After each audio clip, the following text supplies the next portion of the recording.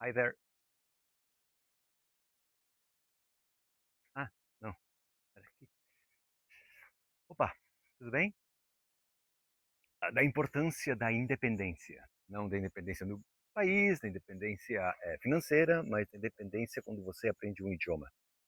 Eh, Tem vezes que você aprende só por que vai fazer uma prova, tem vezes que você aprende só porque, enfim, gosta de ler livros, mas na verdade é para te dar uma certa independência. É fascinante você poder viajar pelo mundo ou assistir filmes e não precisar de ajuda. É diferente que usar um tradutor no computador ou que usar ajuda de computadores, né? Para escrever ou para ler. Saber se comunicar é incrível.